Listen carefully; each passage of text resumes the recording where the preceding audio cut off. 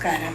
ഞാനിന്ന് ഉണ്ടാക്കാൻ പോകുന്നത് റൊട്ടിയും കോളിഫ്ലവറിൻ്റെ കറിയുമാണ്. അതിന് വേണ്ടിയിട്ട് ഞാൻ ആദ്യമായി 2 കിഴങ്ങ് അരിഞ്ഞ് നീളത്തിലരിഞ്ഞ് വൃത്തിയാക്കി വെച്ചിട്ടുണ്ട്. ഒരു മീഡിയം സൈസ് കോളിഫ്ലവറാണ്. അത് വൃത്തിയാക്കി കഴിയാതും മഞ്ഞൾപ്പൊടിയൊക്കെ ഇട്ട് കഴുകി വൃത്തിയാക്കി വെച്ചിരിക്കുകയാണ്. 2 തക്കാളിക്ക നീളത്തിലരിഞ്ഞത്, 1 സവാള, 4 പച്ചമുളക്. പിന്നെ അതിന് വേണ്ടുന്ന മസാല 2 സ്പൂൺ മുളക് പൊടി എടുത്ത്, എന്ന് പറഞ്ഞാൽ ഒരുപാട് എരിവില്ലാത്ത മുളകായതുകൊണ്ടാണ് 2 സ്പൂൺ എടുത്തത്. 1 സ്പൂണ് മല്ലിപ്പൊടി എടുത്തിട്ടുണ്ട്, 1/2 സ്പൂണ് പെരുംജീരകപ്പൊടി എടുത്തിട്ടുണ്ട്, 1/2 സ്പൂണ് മഞ്ഞൾപ്പൊടി എടുത്തിട്ടുണ്ട്. ഇത്രയുമാണ് ഞാൻ ഉപയോഗിക്കുന്ന മസാലകൾ. ഇനി നമുക്ക് ആട്ട കുഴയ്ക്കാം. ഈ ഗോതമ്പ് പൊടി 3 കപ്പാണ്. ഇതിനകത്ത് ഉപ്പിടത്തില്ല. ഇത് സാധാ റൊട്ടിയാണ് ഉണ്ടാക്കുന്നത്. പരുവത്തിന് വെള്ളം ഒഴിച്ച് നല്ല മയത്തിൽ കുഴച്ചെടുക്കണം ആദ്യമേ തന്നെ. എത്രയും നമ്മൾ നല്ല രീതിയിൽ കൈകൊണ്ട് കുഴയ്ക്കുന്നോ അത്രയും റൊട്ടി നല്ല സ്വാദും സോഫ്റ്റും ആയിട്ട് കിട്ടും. ഇപ്പോൾ ആട്ട നമ്മൾ നല്ല രീതിയിൽ ചപ്പാത്തിക്ക് ശരിക്ക് കുഴച്ചെടുത്ത് നല്ല മയമുള്ളതായി കുഴച്ച് എടുത്ത് ഒരു ചീനിച്ചട്ടി ഗ്യാസിലോട്ട് വെച്ച് അത് ഓണാക്കി അതിലൽപ്പം എണ്ണയും ഒഴിച്ച് അതിലോട്ട് എണ്ണ ചൂടായി വരുമ്പോൾ അല്പം കടുക് പൊട്ടിക്കണം.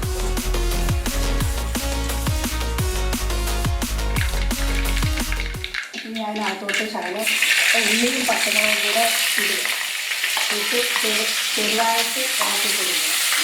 അല്പം ഉപ്പ് പൊടി ഇട്ടാൽ ഉള്ളി പെട്ടെന്ന് മൂക്കും. ശകലം ഉപ്പ് പൊടി കൂടെ അതിൽ ചേർക്കുക.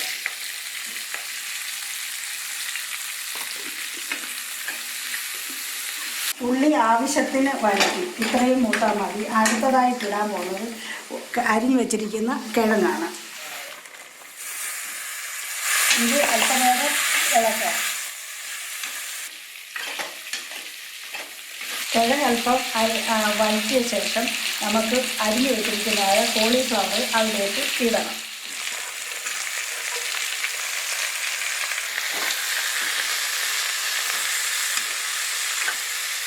ഇനി അല്പനേരത്തേക്ക് ഇത് രണ്ടും ഒന്ന് വേകാനായിട്ട് അടച്ചു വെക്കും.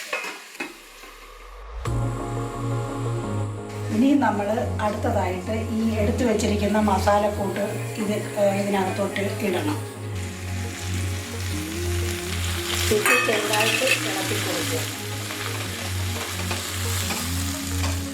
ഇത് മസാല മൂത്ത് കഴിയുമ്പോൾ അല്പം വെള്ളം ഒഴിക്കണം. കിഴങ്ങൊന്ന് വേകാൻ ഒരുപാട് പോയില്ല. അതുകൊണ്ട് കിഴങ്ങ് വേകാൻ വേണ്ടി മാത്രം വെള്ളം ഒഴിച്ച് ചെറുതായിട്ടൊന്ന് അരച്ച് വെച്ചേക്കണം.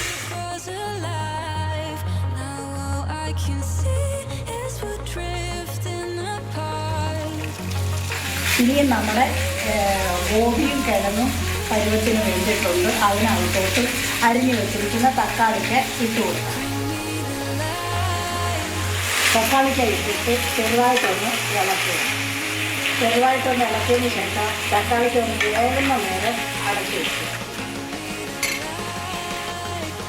കിഴങ്ങൊക്കെ റെഡിയായി നല്ലതായിട്ട് വെന്ത് നമ്മുടെ കോഴിക്കറി ശരിയായിട്ടുണ്ട്. ഇനി നമുക്ക് അടുത്തത് ചപ്പാത്തി ഉണ്ടാക്കാം. ഇനിയും ചപ്പാത്തി ഉണ്ടാക്കാൻ പോവുകയാണ്. നേരത്തെ കുഴച്ച് വെച്ച ഗോതമ്പ് പൊടി ഒന്നുകൂടെ നമ്മൾ കൈകൊണ്ടൊന്ന് കുഴയ്ക്കണം. കുഴയ്ക്കുന്ന അത് ഒന്നുകൂടെ നമുക്ക് നല്ല മയം കിട്ടാൻ വേണ്ടിയിട്ടാണ്. എന്നിട്ട് നമുക്ക് ചപ്പാത്തിക്ക് വേണ്ടി തവ അടുക്കള വെച്ച് സ്റ്റൗ വയ്ക്കുക. ചെറിയ തീയിൽ നമുക്ക് ഗ്യാസ് കൊടുക്കാം. ചെറിയ ഉരുളകളെടുത്ത്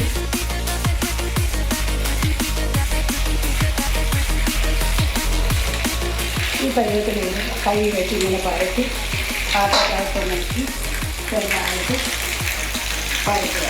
ഒരുപാട് ബലം കൊടുക്കേണ്ട കാര്യമില്ല. ലൈറ്റായിട്ട് അമർത്തണം.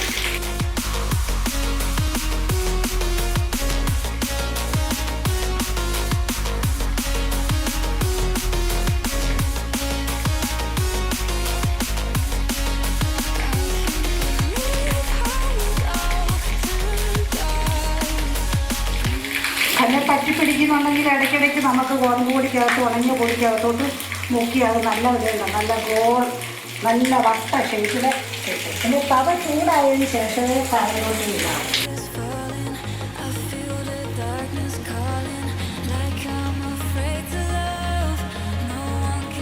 ഈ ആദ്യം ഇട്ട വശം അല്പം ഒന്ന് മങ്ങുമ്പോഴത്തേക്ക് തിരിച്ചിടണം.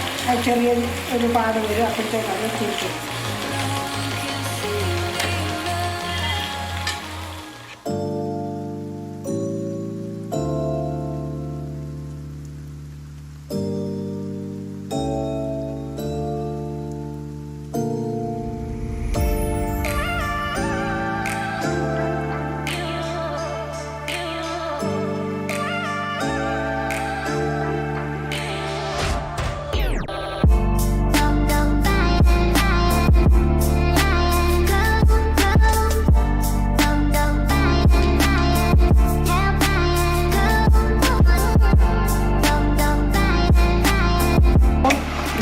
സ്വാദിനായിട്ട് അല്പം ഉള്ളി കൂടെ.